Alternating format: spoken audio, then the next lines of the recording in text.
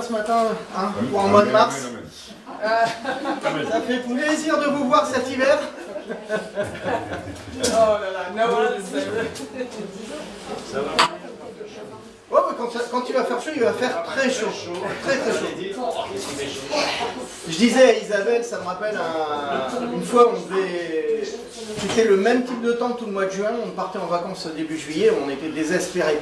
Et le premier jour des vacances, quand on est parti, on a eu du soleil, et ça a été une canicule pendant tout le mois de juillet-août.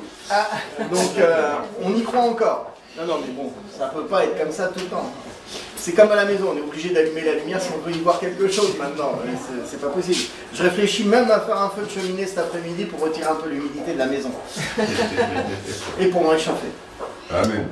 Bien, bah écoutez, on va continuer le partage. On avait commencé une étude sur l'église locale. Je suis content que mon frère Rostand soit là parce que c'était lui qui m'a inspiré de ça.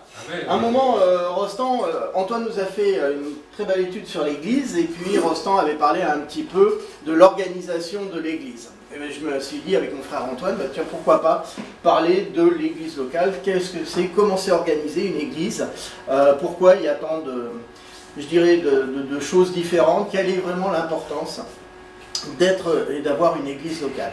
Donc on va partager ce thème, je vais vous faire un petit rappel. Et comme je disais à Christian, c'est pas moi qui vais faire le rappel, c'est vous qui allez me le faire. Je vais vous poser quelques questions pour essayer de voir les points qui vous ont marqué ou pas. Et rappeler un petit peu la leçon d'Antoine, hein, si vous l'avez déjà eu, je pense que là ça va être très facile de répondre, sur l'Église en général, sur l'Église universelle. Alors, quelles sont les institutions que Dieu a mis en place sur cette terre? Il y a 3 institutions majeures que Dieu a mis en place. Ce sont lesquelles? Le mariage. Alors, avec le mariage, c'est quoi? Les familles. La famille. Ça, c'est la première.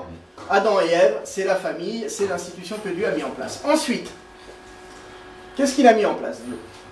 L'église. L'église, c'est la 3e. Je laisse les autres pour la 2e. Voilà, tu as répondu à 2. Qui c'est qui peut répondre à la 2e? Il a commencé par la famille. Ensuite, il a mis quoi en place? Le gouvernement. Il a mis en place le gouvernement.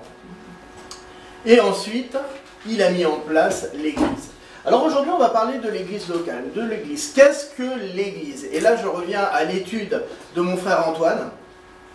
Qu'est-ce que l'église? Pour vous, qu'est-ce que c'est? C'est l'église locale dont tu parles. L'église en général. L'église en général. La maison de Dieu. La maison de Dieu. Qui est la maison de Dieu? Les enfants de Dieu ensemble. Voilà. Les enfants de Dieu. Les enfants de Dieu, c'est l'ensemble. Alors, il y a un passage dans les Actes des Apôtres, où Paul et Barnabas faisaient beaucoup de voyages, et quand ils revinrent, ils convoquèrent l'église. Vous trouvez ça dans Actes, chapitre 14, verset 27, où il est dit, après leur arrivée, ils convoquèrent l'église et ils racontèrent tout ce que Dieu avait fait avec eux et comment ils avaient ouvert aux nations les portes de la foi et ils demeurèrent assez longtemps avec les disciples. Donc on voit bien que quand il parle de convoquer l'église, hein, ce sont tous les gens et que ces gens étaient l'église à l'époque. Alors, l'église, elle est là pour louer le Seigneur. En Jean chapitre 4, verset 24, Dieu est esprit, il faut que ceux qui l'adorent, l'adorent en esprit et en vérité.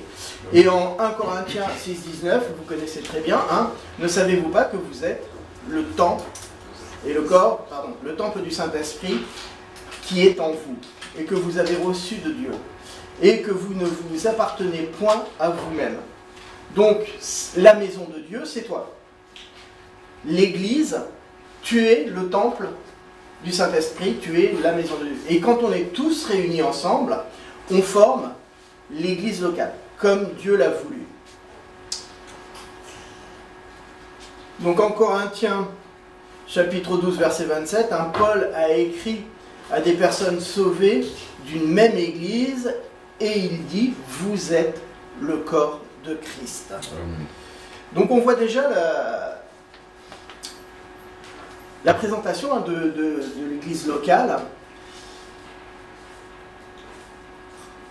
Et on voit aussi, je vais vous redonner le passage, en 1 Corinthiens chapitre 12, du verset 14 au verset 27, je vous laisse le lire, on l'avait déjà vu la semaine dernière, mais on retrouvera la comparaison de l'église locale à un membre du corps. Chaque membre a une fonction bien particulière et différente de l'autre. Quand il part de l'oreille ou de l'audition qui n'est pas la bouche ou du bras qui n'est pas le pied, chaque personne dans une église a une fonction bien particulière. Aucun membre ne peut fonctionner seul. Sans bras, un bras par terre tout seul, ça ne fonctionne pas, hein, ça c'est évident. Chaque membre contribue, chaque contribution du membre est importante. C'est le verset 22 ou 24, hein, tout ça c'est dans le même passage. Et on voit qu'un corps qui fonctionne correctement, c'est un corps où tous les membres sont bien unis. Quand on a une jambe cassée qui part à droite, c'est difficile de marcher.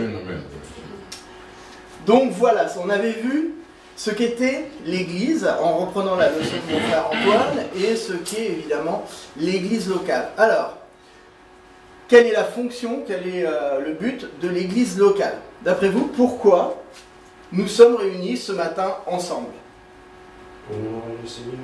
On a effectivement honoré le Seigneur, loué le Seigneur, avec les chants qu'on a pu faire. Pour nous encourager les uns les autres. S'encourager les uns les autres. C'est ces petits moments où on prend le café. Alors je blague toujours en disant qu'on prend un café, c'est juste pour tenir éveillé pendant que le pasteur va faire son sermon. Hein. Ça aide, mais c'est aussi pour parler avec les frères et sœurs, prendre des nouvelles et les encourager à leur vie de tous les jours. Donc effectivement, c'est très important et c'est pas forcément quand on est juste assis là à m'écouter. Là, je vois qu'il commence à dormir, allez chercher un café, je vous en prie. Mais c'est le fait que vous passiez aussi du temps ensemble, entre vous. Autre chose. Priez les uns pour les autres. Priez les uns pour les autres. Priez pour vos besoins. Là où 2 ou 3 sont réunis, le Saint-Esprit et Dieu est au milieu d'eux. Donc si vous avez quelque chose à demander à Dieu, bah, profitez-en. Il vous écoute. Il est là ce matin. Il est là pour vous, individuellement. Et je pense qu'il apprécie d'être là. La prière, c'est aussi un des buts d'être ensemble dans une église. Autre chose. Pour apprendre plus aussi. Dieu. Exactement. Par exemple sur l'église. Par exemple, avoir des petites leçons comme ça, poser des questions, discuter, essayer de comprendre. C'est très très important. Et ça permet de quoi? De mieux comprendre et de mieux apprendre. C'est de marcher dans la vérité. Dans la vérité. Et déjà, de trouver la vérité. Et qu'est-ce que la vérité? C'est Dieu. C'est Jésus-Christ. Je suis la vérité, le chemin, la vérité et la vie, nous a-t-il dit. Alors, on a donc du partage. Est-ce que vous avez d'autres idées encore?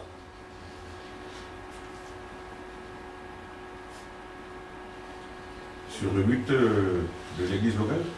Oui. Évangéliser. Évangéliser, exactement. On est là aussi pour montrer, comme un phare dans la nuit, la lumière, partager avec les gens de la ville. Alors ça peut être avec des spectacles, comme on fait Pâques, comme on fait Noël, des fois des animations, comme Christian, Sean et Daniel, c'est ça, font quand ils vont à des maisons de retraite. Ils vont partager la parole de Dieu avec des gens qui sont autour d'eux. Et ils le font sous le logo de Super Sean. Sous le logo de l'église de Lieu-Saint, sur l'église baptiste, et pour apporter la parole de Dieu. Je ne sais pas comment tu te présentes. Bonjour, je m'appelle Sean. Je suis l'apôtre de Dieu. Non, on rigole avec les termes qui sont employés par certains, et c'est mon frère Antoine qui nous apporte souvent des histoires auxquelles j'ai du mal à croire, mais bon, je suis obligé. Je suis chrétien, il est chrétien, donc il ne peut pas mentir. Mais des gens qui se font appeler apôtres, qui se disent incarnation de Dieu et tout ça. Mais je pense que, Sean, quand tu vas dans une... Quand je tu vas à suis maison, simplement... Sean. Elle dit, on vient pour la lecture de la Bible. Voilà. Exact. Et donc Merci. l'Église est là aussi pour apporter cette lecture et pour apporter la Bible à ceux qui en ont besoin. Et nous sert aussi à apprendre à nous aimer les uns les autres et à apporter les fardeaux des uns Pratiquer des autres. Voilà, quand tu m'apportes mon café, c'est ton fardeau, c'est mon fardeau de...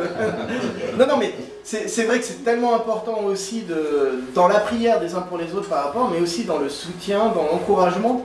Justement. Il y en a besoin, il y en a besoin. Il y a aussi encore une petite chose, hein. Vous retrouverez tout ça dans Actes chapitre 2, versets 41 à 47. Tout ce que vous avez dit, c'est repris dans ces versets-là. Il y a aussi une autre chose, c'est deux choses qu'on ne peut pas faire en dehors de l'Église. C'est le baptême et la Sainte Seine. Parce que c'est compliqué de rompre le pain tout seul pour soi-même. Il faut quand même être ensemble. Et le baptême aussi. C'est quelque chose qui se font dans une église locale. Donc voilà un petit peu les buts et fonctions de l'église locale. Et maintenant, je vais prendre mon frère Rostand et je vais lui poser cette question. Comment doit être organisée cette église? Quelle est ta vision? Quelle est ta vision? C'est toi qui avais posé la question. Donc tu vas répondre. Quelle était ta réponse déjà préenregistrée dans ta tête? Est-ce qu'on a passé gros? Très clairement le contexte sur le prisme de la Bible. Donc, en gros, il y a une institution, l'Église, il y a des missions, toujours, et c'est l'Église. Tout ça, c'est pas l'homme qui l'a écrit, c'est sur le coup de l'Église. Donc, face à ces missions-là, à ces fonctions, il faut se structurer. Et donc, on va trouver quelques enseignements, communier, observer, enseigner. Donc il faut qu'il y ait une personne qui donne une directive. Une personne a un rôle qui va sous-tendre la base de toutes ces missions. Donc, le pasteur, en l'occurrence, un chef de l'Église, la tête de l'Église, qui a la délégation du Christ de Dieu pour pouvoir superviser toutes ces missions. Bien sûr, le pasteur, c'est un homme comme tout le monde, il ne peut pas se couper en 18. Donc, il y a 18 fonctions. Donc, du coup, il y a forcément des attributions et des délégations. Et là, sous quelle base et sous quelle formalité le pasteur attribuera les fonctions? C'est un deuxième sujet. C'est très bien. Ben voilà, on va essayer de répondre à cette question ensemble. Je vais vous proposer une organisation d'église. D'accord? Amélie, je vous propose cette organisation d'église que je peux vous présenter de la Bible. Alors, nous avons un pape, chef de l'église, un pasteur, un guide suprême. Je vous propose des clergés séculiers, des évêques, des prêtres, les fidèles ou laïcs, le clergé régulier, les abbés, les moines. Ça te répond, ça te donne une structure, chacun ses missions, certains pour le service des fidèles, d'autres pour le service de l'écriture, l'étude. C'est pas biblique. C'est pas biblique. Si je prends à l'époque des Juifs, il y avait le grand sacrificateur, les souverains sacrificateurs, les Lévites et le peuple d'Israël. On peut retrouver certains étages qui peuvent s'expliquer. Mais bon, c'était à l'époque. On peut parler de Jésus qui dit à Pierre, je te donnerai les clés de mon église, des apôtres, des disciples et des gens qui suivaient Jésus. Pourquoi pas? Ça pourrait se tenir. C'est de l'organisation. Mais pour moi, ça reste du technique. On est d'accord. Bibliquement, on peut prendre des petits morceaux et puis les mettre en place pour avoir cette architecture. Une autre architecture que je peux te proposer, je vais prendre la distance pour mes lunettes. Alors, un collège central. Je vais sortir de... Alors, c'est 7 membres. Un comité, un ministère, 30 assistants du collège central, un comité de succursales, avec 90 succursales dans le monde, une surveillance de circuit, personne qui gère 20 congrégations, un comité local, donc ils servent la congrégation, des serviteurs ministériels, assistants des anciens, des proclamateurs, donc ce sont les gens.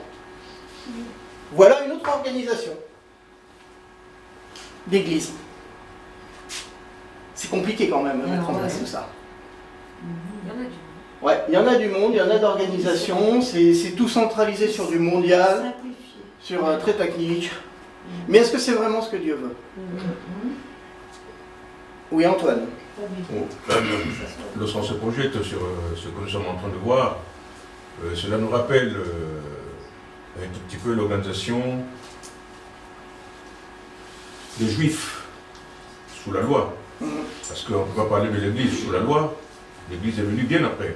Oui. Et donc, quand tu as cité les sacrificateurs, les souverains sacrificateurs, et ensuite les Lévites, n'est-ce pas?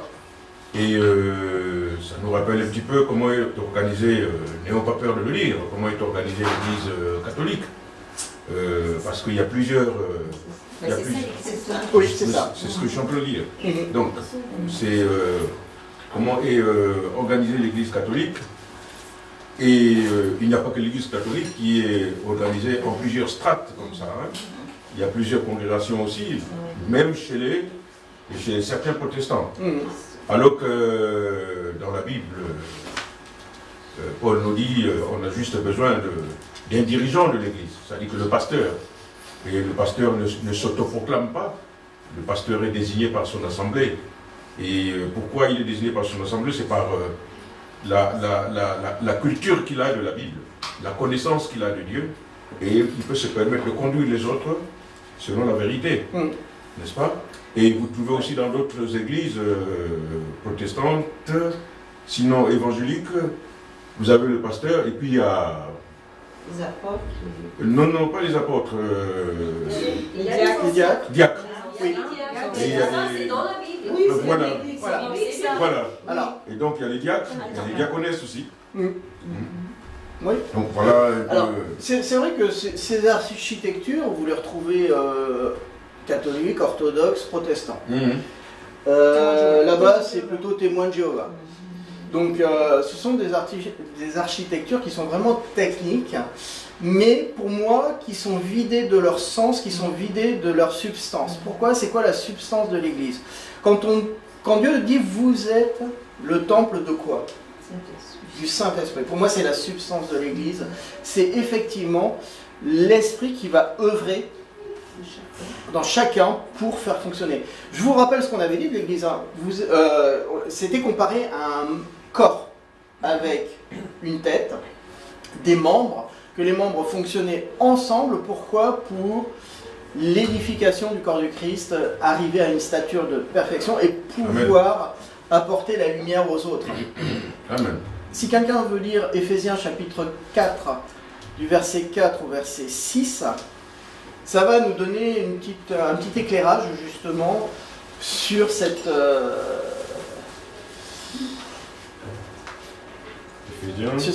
organisation de l'Église. Éphésiens chapitre 4, verset 4 au verset 6. Il y a un seul corps et un seul esprit, comme vous avez été appelés à une seule espérance par votre vocation. Il y a un seul Seigneur, une seule foi, un seul baptême, un seul Dieu et Père de tous, qui est au-dessus de tous, et parmi tous, et en tous. Voilà, ça c'est la substance de l'Église, c'est-à-dire qu'il y a un seul corps, un seul esprit. Normalement, on marche ensemble, mais chacun à son niveau, guidé par l'Esprit. On peut voir donc dans l'Église que ça va être la position de chacun de nous qui va vraiment faire l'organisation de l'Église. Un pasteur peut démarrer une Église avec que des nouveaux membres, de jeunes chrétiens. Est-ce qu'il a besoin de diacres quand il commence une Église? Est-ce qu'il a besoin de diaconesse? Est-ce qu'il a besoin d'un pasteur adjoint? Non. Est-ce qu'il a besoin d'enseignants, un moniteur? Mais enfin, oui, mais au début... Non, imaginez quand un missionnaire qui arrive, qui commence à évangéliser, qui invite des gens dans sa maison, est-ce que pour toi, ça devient une église? Oui. Les gens acceptent le Seigneur et ils sont là chaque jour pour recevoir la parole. Chaque dimanche, ils viennent au culte pour recevoir la parole. De temps en temps, alors moi quand j'étais jeune, j'étais souvent chez le pasteur, mais c'était plus pour manger les cookies, les gâteaux que sa femme préparait, que pour écouter le pasteur prêcher. Et puis c'était pour voir ses fils, pour aller jouer avec eux. Mais d'ailleurs, si moi j'y allais de temps en temps, mon ami Christophe, je crois qu'il habitait chez le pasteur. Hein, il y avait des très bons cookies. Et c'est devenu comme son deuxième père. C'était sa deuxième famille. Il y a la famille de tous les jours, et puis il y avait sa famille spirituelle, et il avait quoi, 17 ans, et il était vraiment attaché. Il voyait le pasteur comme son deuxième père, sa deuxième famille. Il y allait souvent parce qu'il avait besoin d'être encouragé. Et ça, ce travail que faisait le pasteur, c'est magnifique. Et à côté de ça, on voit bien qu'il n'y a pas besoin de tout un tas de personnes, de choses, quand ça commence. Après, quand ça grandit, des choses vont se mettre en place. Mais alors, comment on va faire, effectivement, pour dire, bah, tiens, là, à un moment, je vais avoir besoin d'un diacre, je vais avoir besoin d'un pasteur adjoint, je vais avoir besoin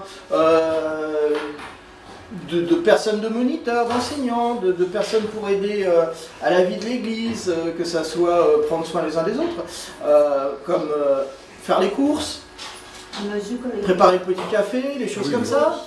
Pardon ? À mesure que l'Église grandit. À mesure que l'Église grandit. Mais comment on va choisir ces personnes ? Mais le pasteur a toute la souveraineté pour choisir ce qu'il trouve. Le pasteur, mais ça peut être aussi des gens qui sentent qu'ils ont un appel pour, par exemple, enseigner. Lui, ils vont se diriger vers le pasteur, ils ne vont pas s'auto-proclamer enseignants. Mais je pense aussi que c'est un appel de chacun. Et aussi, quand c'est une toute petite église, il peut être en place de quelques personnes qui sont au niveau chrétien. Mais enfin, par exemple pour les enfants, donc ceux qui enseignent les enfants, on doit faire sûr qu'ils comprennent bien la Bible. Ils ont un peu d'expérience. Donc c'est peut-être les personnes qui, comme Amy, qui enseignent les enfants, qui parlent avec les autres, qui veulent pour faire sûr qu'ils vont le faire dans une manière biblique. Donc, mais c'est pas, il ne peut pas toujours seulement être le pasteur, il gère, mais sinon il ne veut pas grandir. Il ne peut pas tout faire. Alors, il ne veut pas tout faire. Pour spécialement dédicace pour Amy, hein, derrière chaque pasteur, il y a une femme super, extraordinaire. Si un pasteur est super, c'est que sa femme est super. Moi, je ne sais pas que les pasteurs, derrière chaque homme. Chaque homme, oui. Ouais, des fois, il y a des dirigeants, ils doivent être célibataires, hein, je pense. Non, mais bon, effectivement, en fin de compte, si on regardait l'Église comme la vie, eh bien, on s'aperçoit qu'effectivement, il y a des phases de croissance. On avait parlé un peu de ça la semaine dernière, déjà quand on est jeune chrétien, nouveau chrétien, qu'on commence à accepter le Seigneur et écouter, à enseigner, eh bien, on va voir que dans un premier temps, on est là pour observer, pour apprendre. On vient, on écoute, on regarde. Ça, Matthieu chapitre 11, versets 28 et 30. Quand on est un peu plus mûr spirituellement, quand notre foi grandit, on devient membre de l'Église. C'est-à-dire qu'on a envie de participer au ministère. On a envie de prendre des choses, de prendre à charge. On sent un appel qui va nous aider et qui va nous faire avancer. Et ensuite, il y a les anciens, les diacres, qui eux vont prendre des responsabilités de diriger pour l'édification du corps de Christ.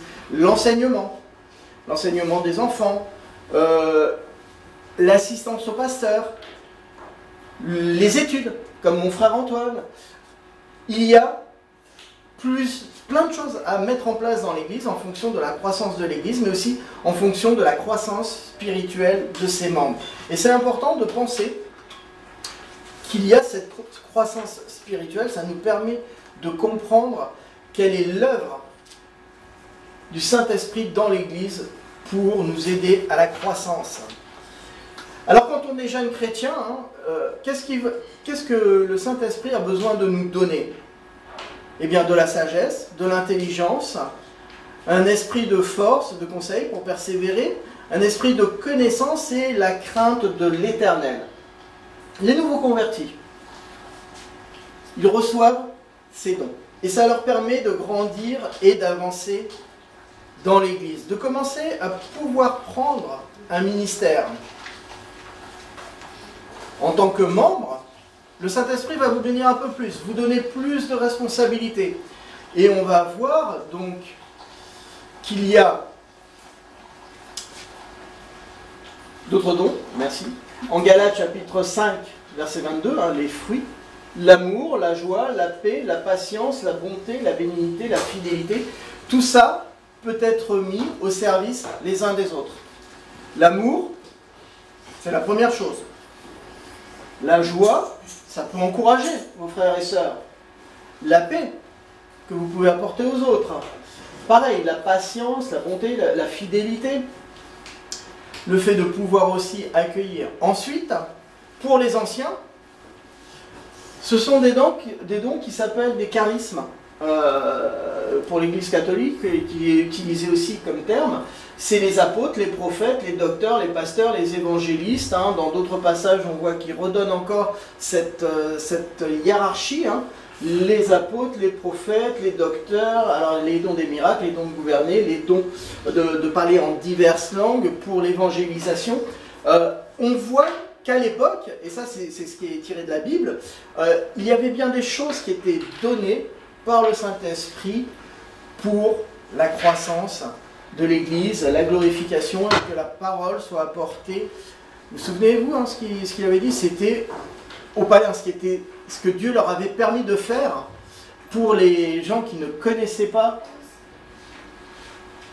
à l'époque le peuple d'Israël, le Dieu juif, les choses comme ça, tous ces gens-là qui étaient dans le monde, et que Paul et Barnabas ont évangélisé.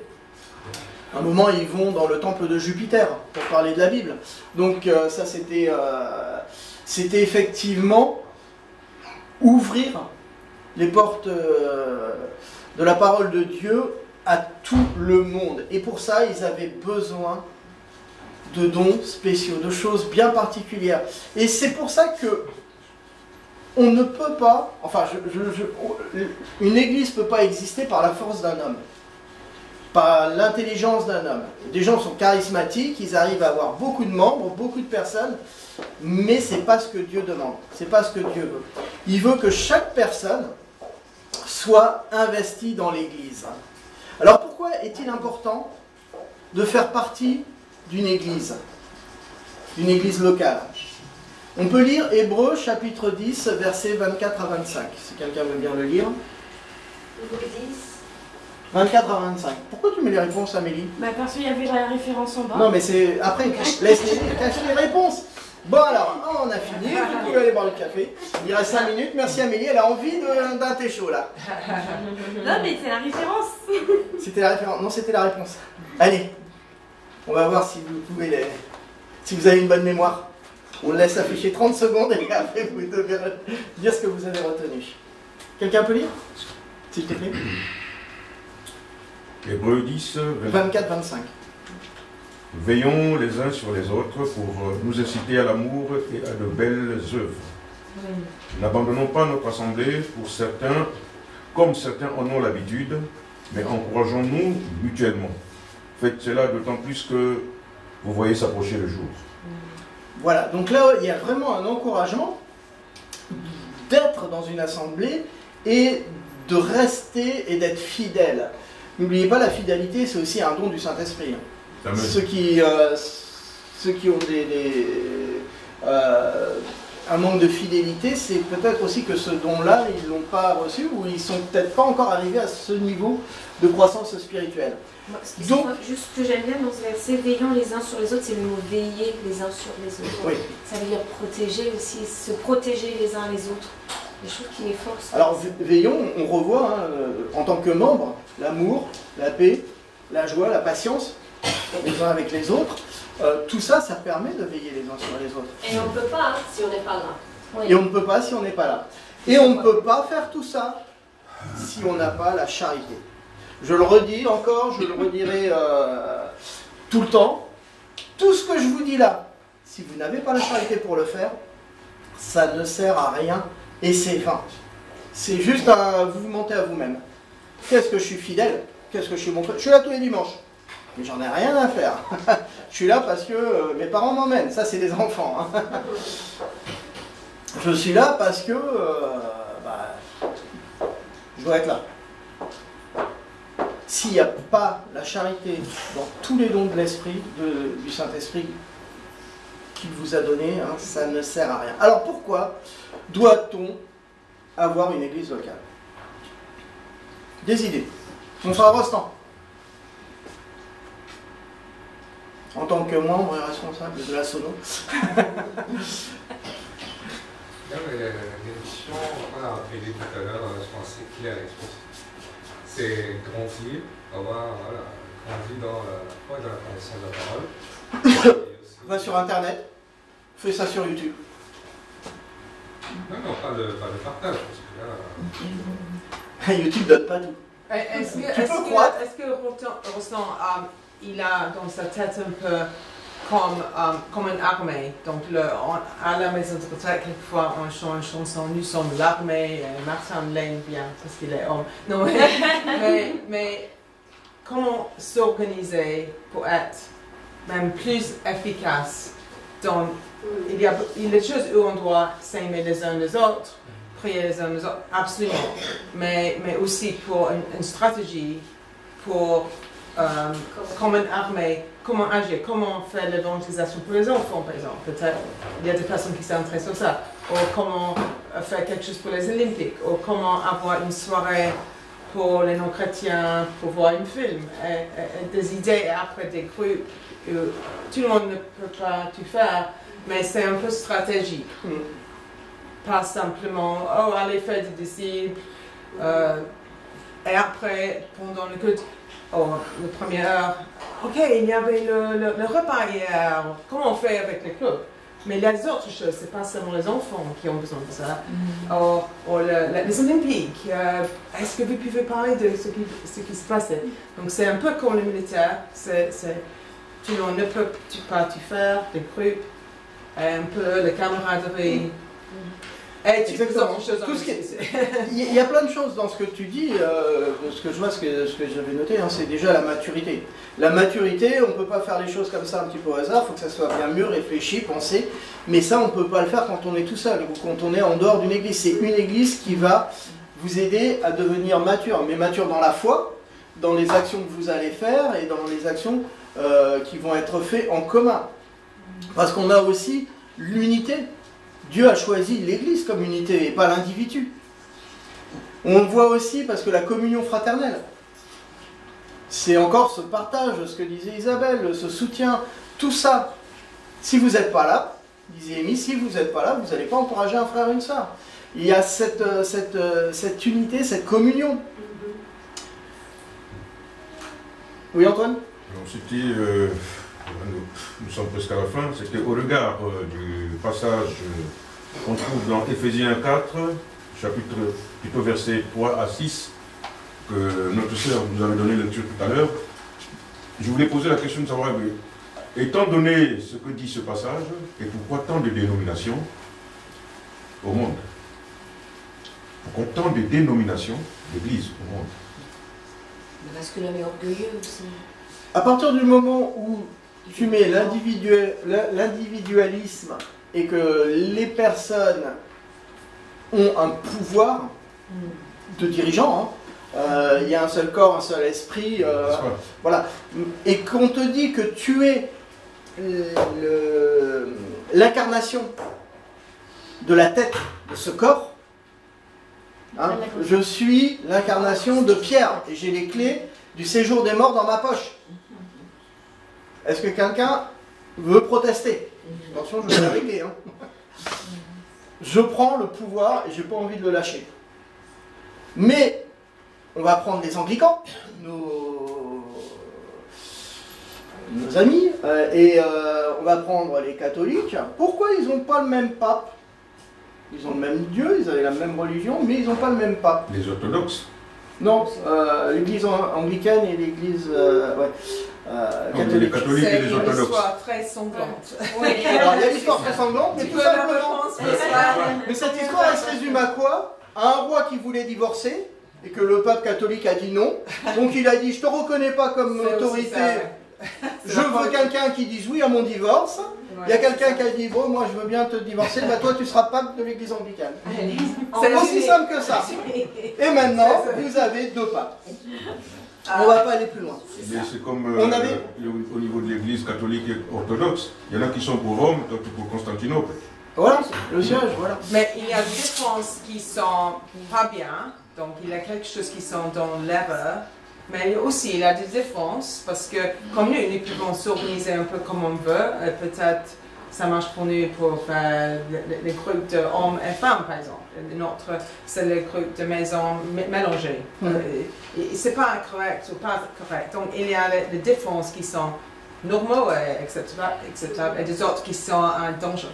Est-ce que c'est biblique que tu as donné, de donner un nom à l'église est-ce que... Non, c'est à l'église d'Antioche, c'était les membres, les gens qui habitaient là, il n'y avait pas de nom, comme tu dis, les membres, ce sont l'assemblée de personnes. Avec le nom de la ville, parce que par exemple ici tu as l'église de Lieu-Saint. Alors le mot baptiste a été rajouté parce qu'à une époque on nous a appelés les baptistes parce qu'on baptisait par immersion et avant c'était les montanistes, avant c'était... Il y a des dénominations qui ont été données mais qui restent humaines. Maintenant, on va continuer un petit peu à avancer. Hein. L'église, c'est vraiment pour... continuer à être ensemble et on voit qu'on ne peut pas en dehors de l'église partager la scène et faire des baptêmes. L'église, elle est là, elle est pour l'édification du corps de Christ. Quand on parle de dénomination, quand on parle de gens, quand on parle de personnes, on oublie complètement l'œuvre du Saint-Esprit. Et on oublie ce que le Saint-Esprit veut faire en vous. S'il y a bien une personne qui est en vous, avec vous et dans l'église, c'est le Saint-Esprit. On va terminer sur ce thème. Ça répond un peu à ta question que t'avais, voilà, c'est ce que tu pensais, c'est ce que tu... Ok, ça marche. Et maintenant, comment on peut faire pour trouver une bonne église? Comment vous pourriez faire pour trouver une bonne église? Après, il y a l'idée de la condition pour faire partie du corps de Christ. On a parlé des membres. Ça, Antoine, voilà. C'est la leçon d'Antoine.